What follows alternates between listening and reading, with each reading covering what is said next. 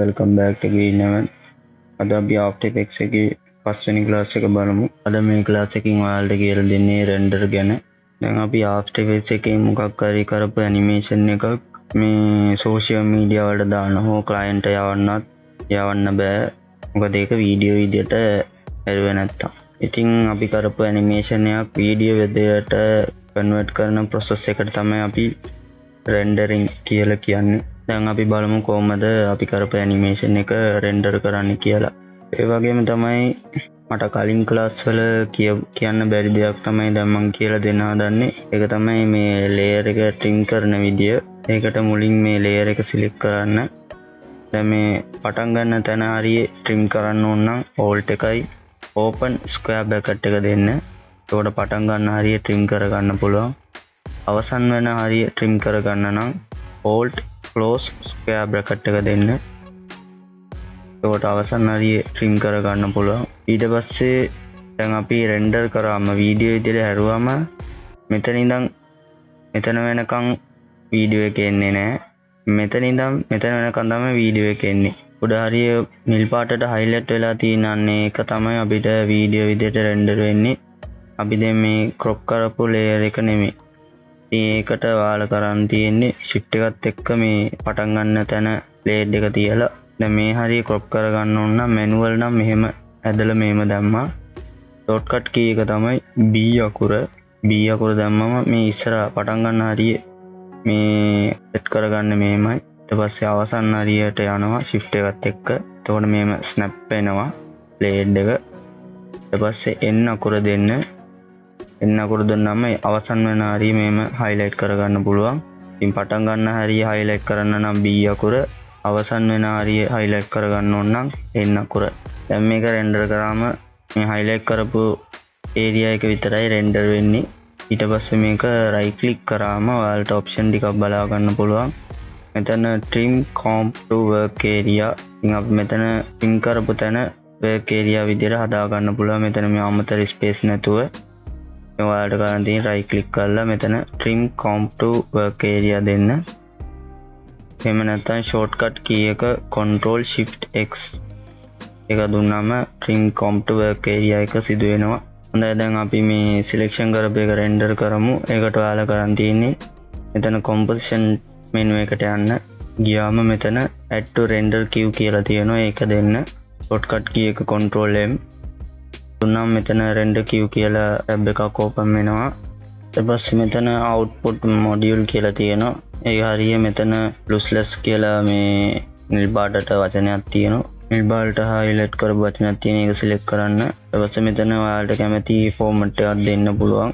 දැන් මම මේ AVI කියන එක දීලා එතන okay කරගන්නවා. ඊට පස්සේ මෙතන output to එක මේක කොහෙටද save වෙන්න ඕන කියන එක මේක select කරලා location එකක් තෝරලා නමක් දෙන්න.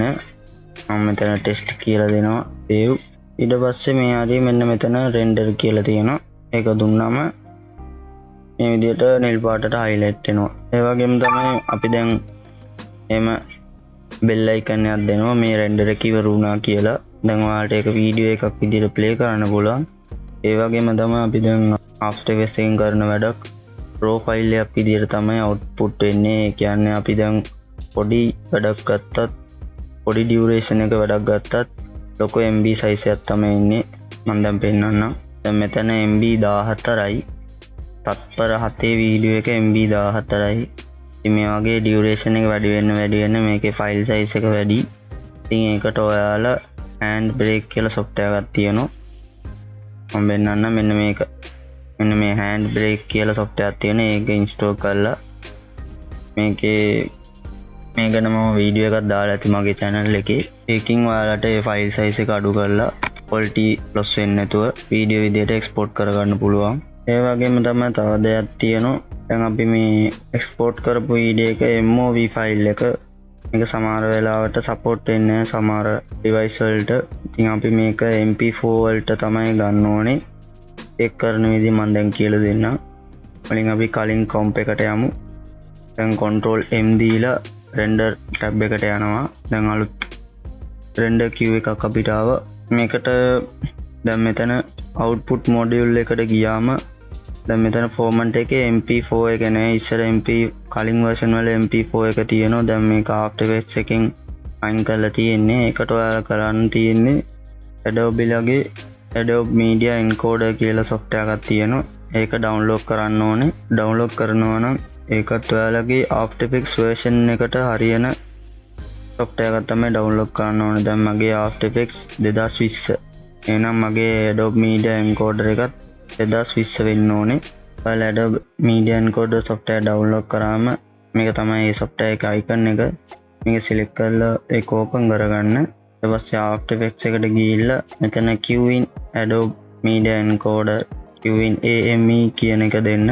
ඊට කලින් file export කරන composition එක select කරලා Qin AME දෙන්න. දුන්නා මේක Adobe Media එකට add වෙනවා. හොඳයි මේක තමයි එතකොට Adobe Media Encoder එකේ interface එක. ඉතින් මේ හරිය ඔයාලට කැමති preset ටිකක් බලන්න පුළුවන්. මේ edge එක ළඟට ආවම මේ වගේ arrow දෙකක් පෙන්නයි. ඒක click කරගෙන මේම drag කරන්න උඩට. දැන් මෙතන preset ගොඩක් තියෙනවා. ඔයාලට දැන ගැනීමට පිණිස මේවා expand කරලා බලන්න පුළුවන් මොන preset ද තියෙන්නේ කියලා.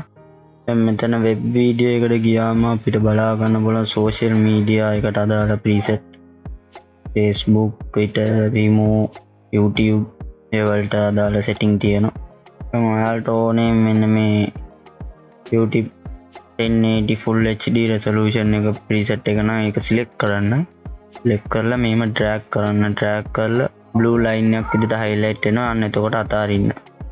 අතාරියාම මේකට අදාළ setting අනුව මේක change වෙනවා.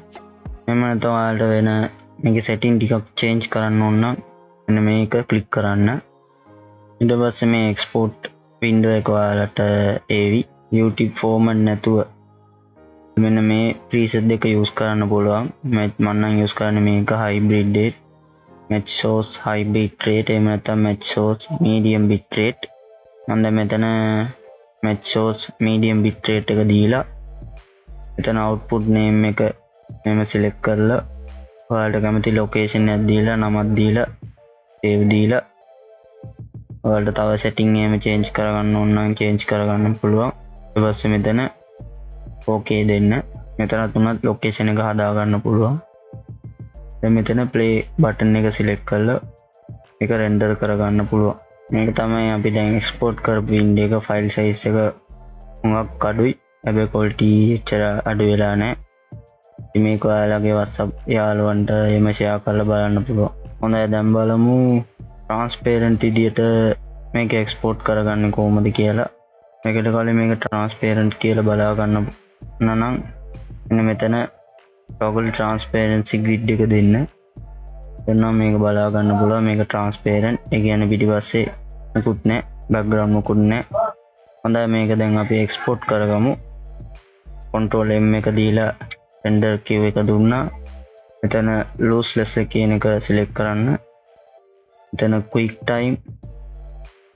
ඊට පස්සේ මෙතන channel එකට ගිහිල්ලා RGB plus alpha කියන එක දෙන්න. ඊට පස්සේ මෙතන okay දෙන්න. දැන් මම මේක transparent කියලා export කරනවා.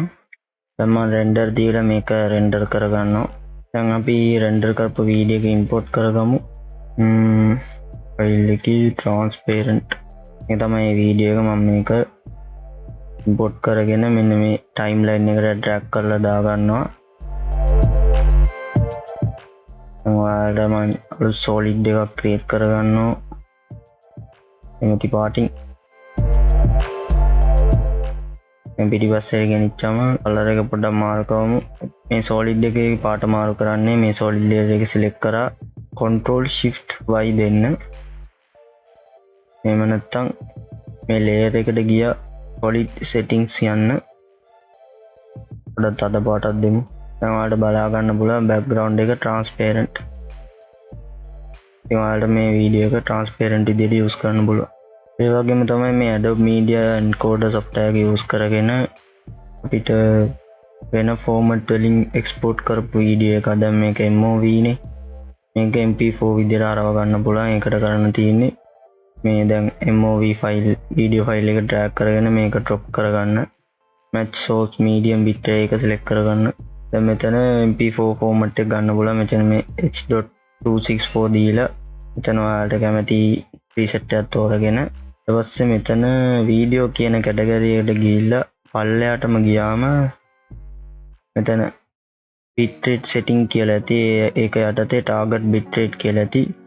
එතනින් ඔයාලට ෆයිල් සයිස් එක වැඩි කරන්න අඩු කරගන්න පුළුවන්. මේ වැඩි කරන්න මෙතන බලන්න estimated file size 13 MB.